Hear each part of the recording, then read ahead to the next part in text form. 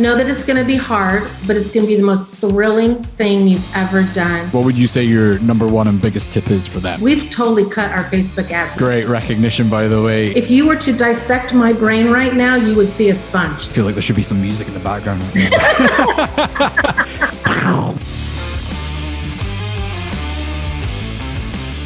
Hey everybody, welcome back to the Subscription Rockstars podcast. Today I have a very special guest called Jill, and Jill is based in San Diego in sunny California. I am very jealous right now. She has a background as a professional cake decorator, and she has over 10 million views on YouTube, which is mind-blowing. She used to operate a preschool pre-COVID called Bright Start for Kids, described as an enrichment school. Jill wrote a book called Creative Cakes Anyone Can Make, which is available on Amazon, which has solid reviews, so check it out. With a background in indicating a vested interest in child education, Jill is also a single mum of two amazing boys. In summary, Jill is a writer, speaker, and innovator, but above all else, her greatest joy is mentoring women to start a home-based business and succeed while having a balanced life, which we're all about here at Subbly. So Jill, welcome to the show. I'm excited to be here. Thanks for having me. You have been really impacted by the present situation of COVID, yes, which is sad, but your story is extremely inspiring. First of all, let's talk about your business, Kids Baking Club. It started when my preschool that I own was shut down due to COVID. As a single mom, single income, I was in shock, but because I knew where I lived, things could get really bad.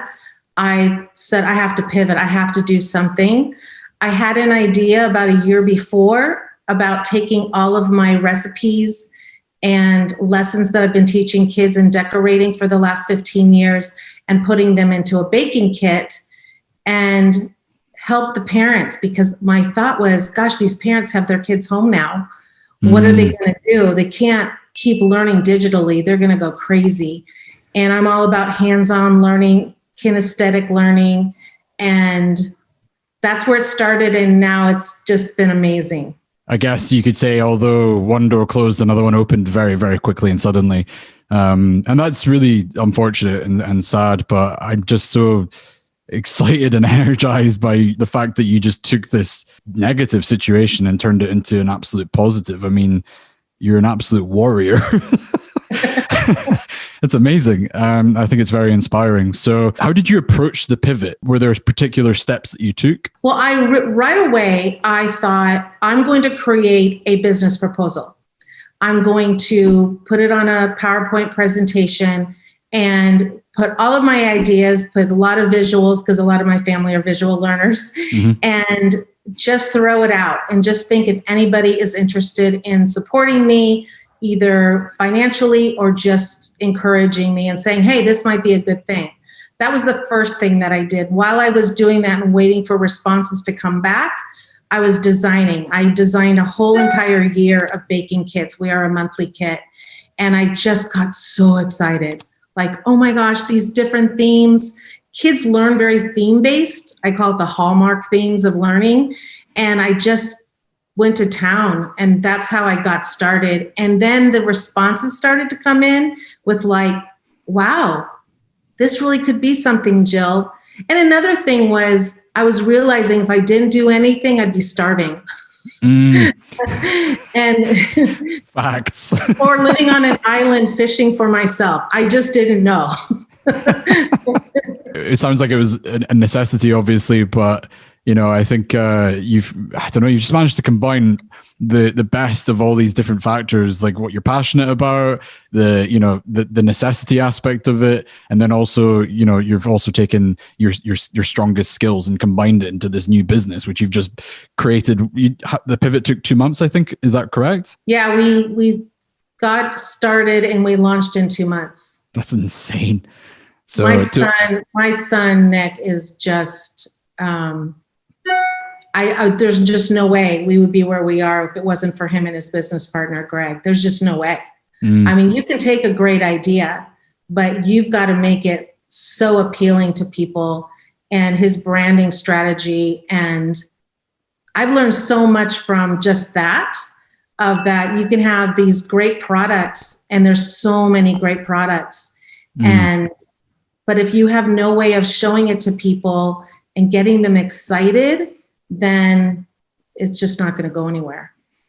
Yeah, it's kind of like that experience element to make sure that the experience from the moment they discover your brand and your offer, you know, and until they purchase it and all the way through to when they receive it. It's really about the experience. And I talk about the experience quite a lot, not necessarily on the podcast. Actually, I think that's probably one of the first times I've mentioned it, but it's something I think about a lot and I talk about a lot with like internally, etc. At Subbly. Was there a particular approach that you took to pricing and the kind of sourcing of product? We are a baking kit for sure. I mean, when you get our kits, you're getting step-by-step recipes, the baking tools, the baking lesson, and other things. But we really are education-based. We say we have 5 pillars to our business. So in the price, not only you're getting the kit, but you're also getting a online access that's private for all the decorating videos that only people that have the kit get. I also do baking online classes on Facebook as well as YouTube. We have a blog that you can access to and get more recipes. We call them bonus recipes or add-on recipes. And then we have our private Facebook community that just allows parents to be able to share pictures of their kids confidentially so it's not out there for the public to see. And then obviously our baking kit. And that has been, I think, the best thing. As far as pricing, we've had a lot of challenges with that, to be honest with you. And I actually contacted Subbly to find out about how to do that, because Subbly is really the only one that I'm aware of that does the tier where you pay the monthly. I actually talked to someone that works with Subbly about this, and they sign up for a year and they're committed for a year, but they're not paying for the full price all at one time. When we first started, that's how we did it. We said you'd either do month to month, a 6-month, or a year.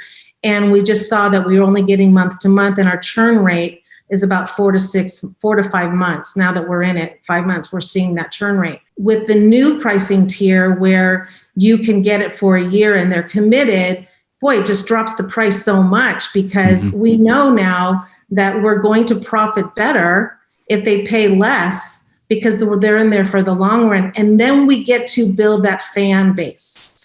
That's the thing. It's just, we want kids excited about every single month. We call it Happy Mail. Every month they get Happy Mail in the mail and they get excited. And especially now with all of the e-learning, parents are home. What are we going to do? I just think so much of my students that I've had for all these years and how bored they must be at home, and thinking that this gives them something to get excited about. They get to plan the recipes, they get to pick the ingredients. And the best thing is that we call it the win-win. The win is they build confidence in what they do. And then this other win is they get to eat it. And they get to share it with people. And there's nothing better. Like, do you like to cook? Yeah, I do. Yeah. And not as much as I used to, but I do enjoy cooking. It's like quite therapeutic. Yeah. Oh, definitely. Definitely. And then when you give it to somebody or share it, when they say, oh my goodness, this is the best thing I've ever had, for a kid, it's like, oh my gosh, they appreciate it, and it just inspires them to do more. And then all the life skills they're learning, for sure. That is so critical, by the way. Like, talking about like the kind of the affirmation part of when you're a child, like, it's, people I think take it for granted how much of an impact that can have for the rest of that person's life. I always say one of the best sentences you can say to a child is for a parent to say, I just love blank to a child. So you say, I just love being in the kitchen with you. I just love when we just get to sit and hug. I just love, it's not even more about what they're doing. It's that word of that child is hearing from the parent. I just love this with you. That means everything to a child. So our thing, I don't know if it's actually happening, but my envision as a parent is hugging their child or right next to their child in the kitchen and just go, I just love having you in the kitchen. This is just so inspired. This is so neat. Look what you're doing. I mean, that just means everything to a child. Beautiful. And I also think that it just shows how clear your vision is. Like, I can see you literally thinking about it. It's there. It's an image and a vision in your head, and that's what's guiding your mission and your business, which is awesome. Yes. I love that. So far, what has been your biggest challenge with starting the business? Personally, it's me, just the learning curve. I didn't know this business. I have listened to all your podcasts. I've listened to all other subscription box podcasts. I dive into anything I can. If you were to dissect my brain right now, you would see a sponge. That's all you would see. No, nothing else. I'm just like a sponge of knowledge right now. That's been probably my biggest challenge. I think the second challenge is realizing that we're a shipping company. Didn't catch on to that until we really started to grow. And then I thought, oh, we're a shipping company. And that's a whole nother ball game. Here in the United States, they upped the shipping prices for the holidays. I don't know if you heard that. So just things like that, and just managing our warehouse and our garage and all of that. But everything else besides that, it's been a thrill. Yeah, it's a really great recognition, by the way, of being basically a shipping company, as you said, or like a logistical operational company. I think that a lot of the things that we require for starting a business, like marketing and advertising and all these things, are very commoditized. You know, there's so much out there about those things, but really these are logistical challenges that we're facing, or you guys are facing as subscription e-commerce entrepreneurs. So that's a great point to recognize. The whole distribution chain, the way of distribution works is something you have to get done now. As we're small, we're only 5 months in, we've got to get that down. The process of that is so important, because I just envision how our growth is going to happen if we look at the numbers of our competitors and other people in the space. If we don't have that down now, we're in big trouble. It also goes back to that experience part. If you have processes falling apart, logistical operations falling apart, then it's going to actually show up in the customer's experience, and it's going to cause a lot of internal stress and pain and anxiety for you and your team. And I think that, yeah, you've really nailed that, actually. So if you were to start again, and I know you guys are quite new, considering, I think how long has that been now? 5 months, 6 months? 5 months, 6, yeah. I tend to ask everybody this question, but if you were to start again, is there something that you would have done differently, knowing what you know now? Probably we would have not launched when we did. We launched as fast as we did because we thought that we could jump on the COVID bandwagon. But I think at that time, parents and families were still kind of settling in and is still in shock. And they weren't willing to give up their monthly cash flow. Actually, during that time, our number one customer were grandparents. It wasn't parents. I think parents were kind of like holding back, in shock. They're working at home. They're trying to figure out what's going on. Lots of adjustments. And the last thing they wanted to do was do an add-on. But grandparents, which we love, they were thinking Shout about out their to the grandparents. Shout out to the grandparents. I think they were at home missing their grandkids so much because they weren't supposed to see them because of the age and the vulnerability. And they thought, what can I do to help my daughter or my son who have these kids at home now? And one of our favorite things is writing the gift message and putting that in the box. Being able to write the sentiment. Sometimes it gives me teary eyes when I could start crying right now. I can see that. By the way, I cry a lot. You're clearly an empath. Yeah. Oh, don't get me started. You have no idea. You should read my journals. Yeah, some of the sentiments that the grandparents write, it's just, you can just feel their heart just going, I miss them so much. And this is just one extension that I can have. Just a quick story. There is a grandmother who lives, I think, in Oklahoma, and her granddaughter lives in Idaho. So she sends the baking kits every month, and they have a Zoom baking every week. Oh, wow. Yeah, isn't that amazing? So That's now awesome. The grandma gets to bake with her granddaughter, miles and miles apart, with this just little simple box. I'm getting chills just talking about it. That's special. And your business, your vision is facilitating that. That's why you do this, basically. Yes. That's amazing. So actually, you just said something there that was really interesting, and it got me thinking about, I always talk about knowing your audience. And I think that it sounds like you thought your audience was going to be A, right? But you actually discovered that your audience was B being the grandparents. And I think it's worth mentioning to the listeners and the viewers that you might actually have more success with another audience that you've not thought about yet. So that's just a really great example of that, actually. Yeah, and I've learned about how you talk about buckets. You have buckets of different audiences, and during different time, like right now, we have 2 buckets we're focusing on for Christmas. Those will not be our buckets in January. So really knowing what our audience buckets are and really focusing on that is really important for us, to constantly looking at the data, looking at the analytics, seeing who our customer is. We now have a form that they fill out. They're like, how did you hear about us? Where did you hear? What's your age group? So we can see, like we've totally cut our Facebook ads. We don't do Facebook ads anymore at all.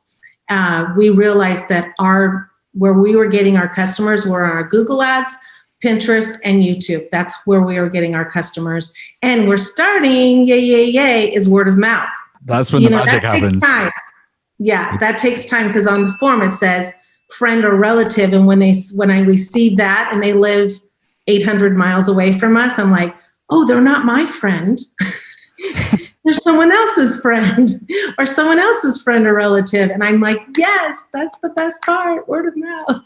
That's amazing. Word of mouth within 5 months. That's incredible, actually. Yeah. So congrats on that as well. If you're already getting word of mouth at 5 months, then that's just going to continue to go up. Like more and more people are going to be doing that, because that's the sweet spot right there. So yeah. I'm very impressed by that. But you mentioned YouTube, Instagram, Pinterest. I read that you were doing email marketing as well. What has been like the biggest breadwinners for you? Initially, it was Facebook ads.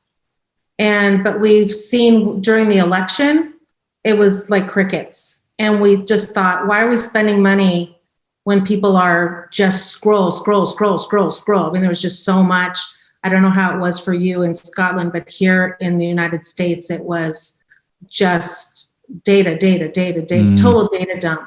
I thought, let's just try Pinterest with a lead magnet. So I created a cookbook that's a download. I worked my butt off on it. And are you allowed to say butt? Yeah, no, you're fine. I'm sure I've said worse on this podcast. Sometimes I have to remember I'm not in the preschool anymore. The complete out. And we just had a ton of downloads with that ebook. And so now we have all those emails, and now we're able to generate information to them. So like starting tomorrow, they're just going to get lots of information about our Christmas kit and getting very excited about that. So I would say that was a big thing. And then now that I'm really putting a lot of emphasis on YouTube, we're getting a lot of response from that as well. That's amazing. I'm actually quite excited. I mean, you've basically taken some of the principles from even B2B marketing and applied it to B2C with a lead magnet. I love that. Yeah. That's so cool. Are you still focusing on Pinterest and other channels apart from Facebook? Is it still working nicely for you? Right now, we're just concentrating on paid Google ads, Pinterest, YouTube. We don't pay for, but I monetize, because when you get to a certain level on YouTube, you make money that way. Yeah, 10 million views. Yeah, and then we get, and then they can share that too with people that they know. But those are our really areas that we're putting all of our focus right now. That's amazing. We may go back to Facebook ads. I haven't talked to my son about it. We actually have a meeting today. But right now we were just kind of waiting to see what would happen. Our election was November 3rd, but it's still going on. There's a lot of problems with Facebook advertising right now. I've seen a lot of reports that people are getting banned and all sorts. And I remember having a conversation with somebody who was running another successful subscription business. And they basically said that they had all their marketing in Facebook, basically. They were completely dependent on this marketing channel. It was one of the holidays in the US, and they got banned or something like that. And that meant there was no new business for them during the time that they were banned. And that was just that was a terrible situation to be in. So they basically learned from that. And it sounds like you have as well, that, having multiple channels to depend on is a far safer approach and strategy. So don't become too dependent on Facebook. It's great. It can be great, but it can change as well, like it has recently, and people are having problems with it. So kudos to you for discovering other channels to actually invest in. Yeah, I was thinking about subscription boxes that focus on wellness, because if there's anything that we need right now is to feel well. because there's a lot of depression, and, there's a lot of amazing products that, getting away from things that hurt your body, but things that make your body feel better. I've been on this regimen for the last 6 months of protecting me from COVID. And if you type in the word wellness or health or diet or strength, Facebook just lights you up. They just don't want any of that. And I just wonder how those subscription box companies are doing, because those are ban words. And I'm really careful, like what I say. I don't say the word COVID. I don't say the word pandemic. I don't say anything in our advertising, because I know that those are ping words, and I just don't want them to have to take 3 days for them to look at it before they approve. Oh, it's a baking class. Oh, okay. That's okay. But, it'll take a while for them to actually approve it for an ad if you use those words. Yeah, that's a really great tip as well for anybody who's, wanting to learn more about advertising on Facebook and other platforms that are maybe a little bit more restrictive. But speaking of which, how did you approach learning about these things? I mean, not just Facebook, but all of the channels that you're now working with. Like, I know you said that you've had a bit of a steep learning curve, but how did you approach it? Well, initially I found this guy, his name's Liam Brennan. Yes. Buster Box. And I clicked on Facebook, and he was just giving away like all this information. It was like he was just paying it forward. And I just thought their course is fantastic as well. I mean, they're a great company, great guys. I joined the beta course, and he's just willing to share and to even say like he doesn't know. He's not trying to sell you a bill of goods. He's just saying this is how it is. He knows that people in his group are people like me, that we're the newbies, we're the newborns. And then he also has people in the group that are just doing great. And he realizes that because what he has started, that we can collaborate together. And I've actually reached out to certain people that I just have an empathetic touch with. And I'm like, I'm going to see if we could do a Zoom call. And I've met people through that, and I'll just say, hey, can you give me an hour of your time? I've had people do that with me because they think that I've done something. And we've just created this thing. So that was one. Also, I have to give props to my son, Nick, and his business partner, Greg, because they knew all this stuff.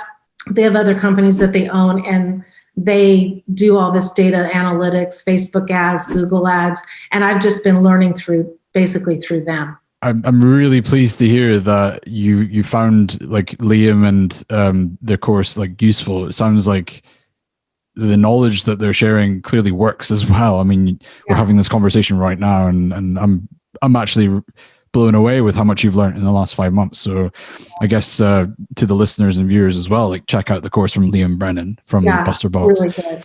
So regarding the preschool that you had to close down because of the pandemic, do you think that you're going to return back to that eventually once things calm down? Do you think you're going to try and open it again? Do you have a plan for that? I don't see anything in sight. We thought that we could possibly reopen it in January, and they just kept us, they're still in a shutdown mode. And when you get kids or parents to be excited about having their kids go to preschool, it takes months to get them the enrollment done, getting the school back set up. I literally have my entire, probably $100,000 worth of furniture, product, everything that has literally been stuffed into rooms and was completely shut down on March 13th. I've not touched it. Pace that we are going right now, I probably will sell the preschool, which is a good thing, because that means that shows the Kids Baking Club's doing great. The other layer of that is someone was saying we have to get back to the normal. And I heard someone say that we'll never go back to normal. It would be the next normal. What's the next normal? The next normal for me, being very realistic, living where I live, is something else could happen after COVID's gone. And they now realize they can shut us down again. And I can't be put in that situation again. I don't know if you heard my story, but when this first happened, I went into a depression and my entire face broke out. I got what's called seborrheitis dermatitis. Okay. And my entire face, my head broke out in scales. like rashes, scales, and it was all due to stress. And part of my healing was starting the business, was having something to do, not focusing on the doomsday. Oh my goodness, what's going to happen to me? I just said, I've got to wake up every morning at 6 o'clock. I've got to do something. I've got to get myself. I started block scheduling. I started making to-do lists. I would set the timer for 30 minutes. I would stay on one task for 30 minutes, and then I would go for a walk, or I would stand, and I was just so hyper-focused because I knew I was scared to death of being where months in, I just didn't have anything. And now I have something, and I'm very proud to say that I think it's going to stick. I think it's going to work. Wow. I mean, I can imagine that a lot of people can relate to that. You know, what you've just said about the depression and anxiety from all this uncertainty, and you've just taken all of that and turned it into a dream. Like, people dream about having their own business. And I think that is incredibly inspiring. What's your next goal for the business? Like, what's the next stage for you guys?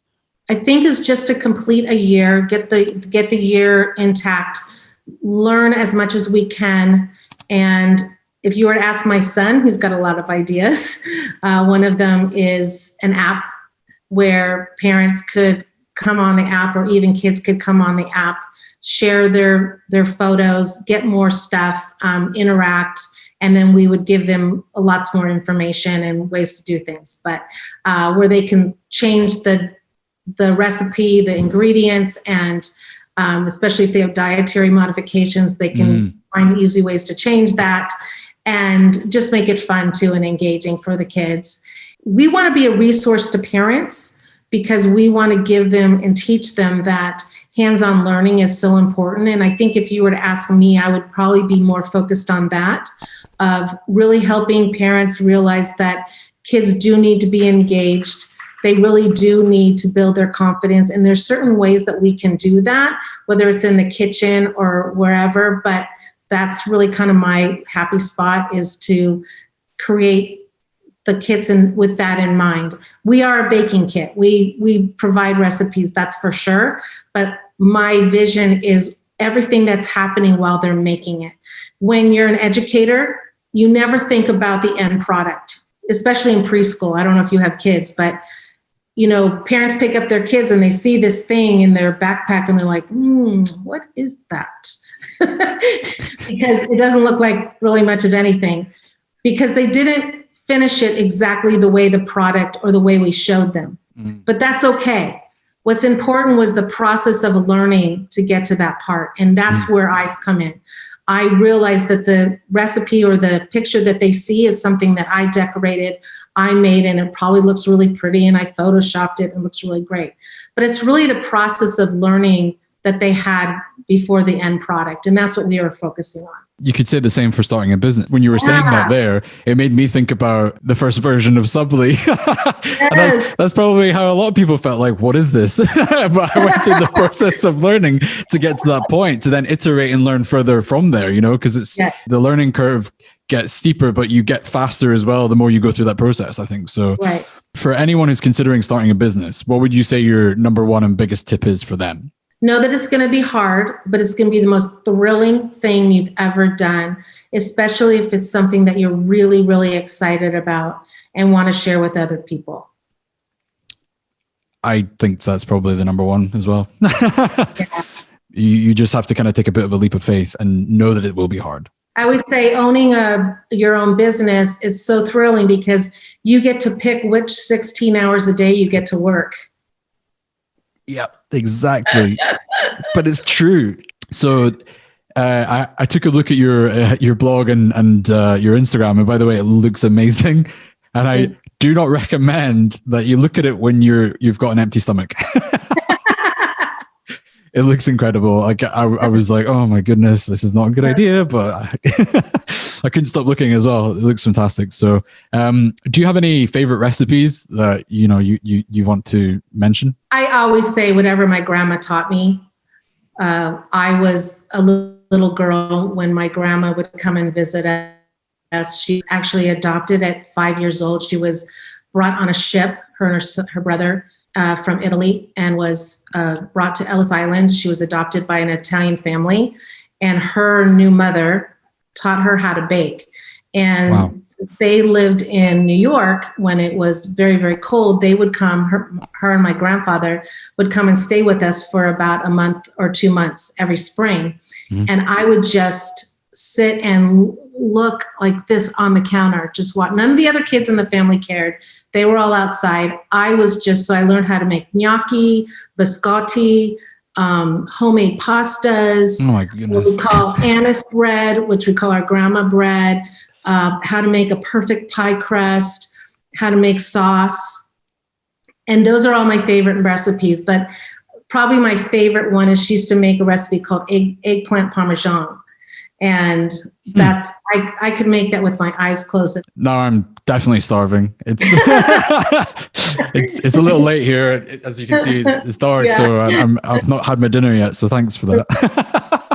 That's all the questions I wanted to ask about Kids Baking Club. But I do have this quick fire round that I'd love to go through with you. Sure. So the first one is phone or computer?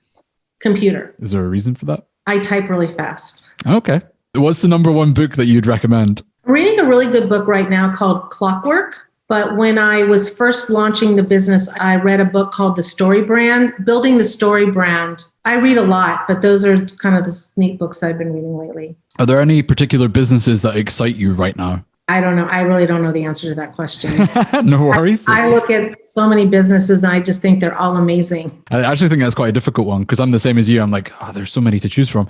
Are there any specific trends right now that are exciting to you? Definitely the e-learning, the big trend right now. Parents are becoming homeschool parents that they never believed they would. There used to always be kind of a stigma about homeschool parents and homeschool kids. And now they're all homeschooling and they're realizing that kids really at school were only learning for about 2 to 3 hours a day and they were there for 8 hours.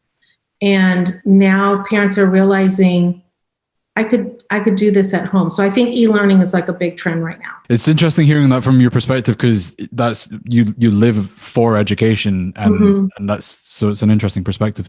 What is your number one life hack? Well, one is that I'm very scheduled. I live a very scheduled life. I think that helps a lot. I'm very block scheduled. And other big life hack is what I call changing your state. When things aren't going well, you have a bad thought or whatever, just get up and move, change what you're doing, get out of that environment and, go meditate, go listen to a song, go take a walk, go get a drink, go get whatever, change what you're doing. Don't wallow in that place because what's going to happen is it's going to bring up things that, number one, you cannot control. And secondly, it's probably something that's not even true.